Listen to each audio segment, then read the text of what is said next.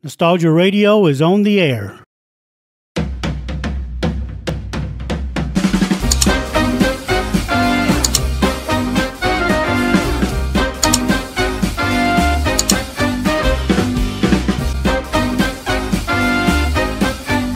WOLD Nostalgia Radio presents classic old-time radio programs from radio's golden age, the 1930s, 40s, and 50s. If you would like to support this channel, then leave us a comment or hit the like button. Now, sit back and relax as we travel back in time to the golden age of radio.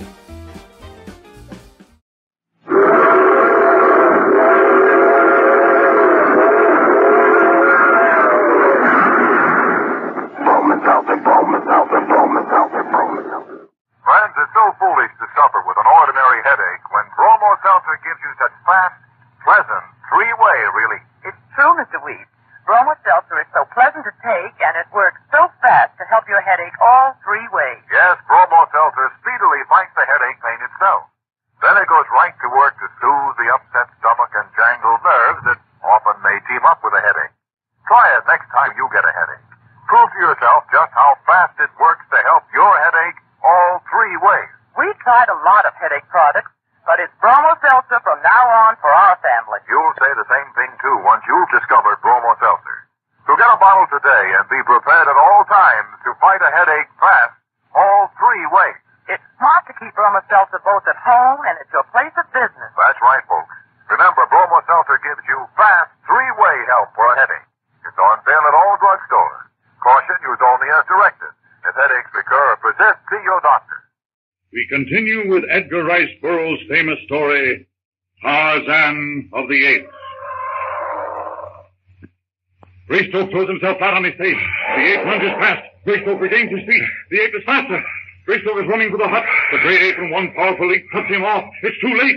Those horrible, hairy hands are reaching for him. Greystoke turns. His face is a horrible mask of terror. He looks into those inflamed, raging eyes. Oh, that voices a terrible cry. A cry dreadful to hear. He springs. The man crushes his fist into the hairy face. It serves only to infuriate the brute. The huge mouth of the ape opens. His yellow fangs gleam. Greystoke struggles futilely to escape the mighty clutch. The hot-headed, bludgeoning bull ape is on the man's face. It is the end. The end. Oh, there's no chance now. A shot. From where? The great ape screams with pain. Slowly the great body sags until it drops on all fours, motionless. Greystoke watches the flame go out of the great beast's eyes. With a sighing grunt, the great man-beast of the forest topples over dead. Its jaws fall open, its eyes grow cold, glazed. For a moment, Greystoke stands in frozen horror and wonderment. Then slowly realization dawns on him. His wife had shot the brute. He whirls and staggers to the cabin. Alice. It's all right, dear. You shot him. Oh, Alice, where's the water? Where's the water? It was gone. There, darling, there. Everything is all right. It's all over, dear. I'm safe. And the brute is dead. Oh, the beast. Now, steady now. Everything is all right. He's dead, dear. Don't get excited. Relax, Alice. You're a little hysterical, that's all. Just a little hysterical. While Greystoke is trying to soothe his wife, miles away from the little hut on the seashore, the death cry of Volat came to the keen ears of the ape tribe. Some of the apes are grubbing at the roots of trees. Young are tumbling over each other in the clearing. Some are swinging indolently from branch to branch in search of fruit. The cry reaches their ears. All pause.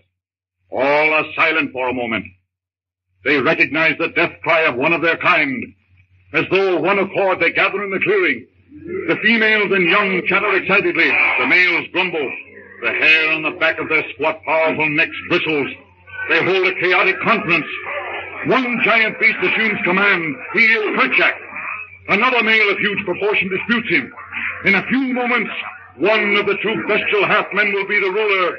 The other will be a torn and battered victim. The two contestants stand facing each other. The tribe makes a great circle. The greater of the apes emits a fearful cry, which echoes through the jungle to silence all within hearing distance with its ferocity. It is a challenge. With a snarl of rage and hatred, the smaller one hurls himself upon his opponent, burying his fangs deep into the other's shoulder. With a cry of rage and maddening pain, the greater ape smashes the other in the face with his open hand. Without a pause, without mercy, he's upon him again, fighting for a hold. The smaller ape is more agile. He eludes for a moment, but only for a moment. He's upon him again. Again the smaller ape sidesteps him out with a savage blow. The greater ape catches his arm, breaks it with a snap. Howling with pain, the smaller ape turns to stand the other brute charge. He knows it'll be his last. He's still on his feet, only by the intensity of his dogged animal will. Triumphant, snarling, horrible to see, the brute advances. The other's attack is futile against him. The fighting arms affect him not at all. With a roar, the great beast is upon him again. Gasping, he shrieks to defeat. The victor picks up the battered form and hurls it to the earth again and again and again. Then, satisfied, he voices his cry of victory, telling the jungle that he is the ruler of the tribe. No one disputes his claim. The rest of the tribe resume their chattering. The new ruler is issuing his first command. He gestures, rumbles. They all understand and take to the trees after him as he starts off through the jungle on his way from whence came the dying cry of WOLD. And in the little hut that Lord and Lady Greystoke built, we find that Alice has recovered from her fright. Oh, John! John! You're alive! But it's only good fortune that you are. That was a lucky shot. Well, that was a good shot. Whether from good luck or good marksmanship. Oh, how I hate the jungle. No, now, Alice. That probably won't happen again in a million years. But this is the first time one of those beggars has even really attacked us, you know. Yes, I know. But I'm so tired of being afraid. And I'm even more fearful since the baby came. No, hush, dear. As long as we're in the hut, we're safe. It was foolish of me not to have taken my rifle when I went out. I'll be more careful after this. There won't be a thing for you to worry about, dear. Not a thing. John, dear, will you please see what's the matter with him? Righto. What is it, lad? Any complaints to make? Is he covered up? To the eyes? Oh, I see. He's sleeping on that wooden doll I made for him, and he finds it jolly uncomfortable, too. There. How's that? Fine. Now go to sleep and let me hear no more out of you. Oh, is that so? Well, tell me about it in the morning. John, have you ever wondered what the baby will be like when he grows up? Very much like any other English boy, I imagine. Oh, no, he won't. Not living in the jungle all his life. Nonsense, dear. He isn't going to live in the jungle all his life.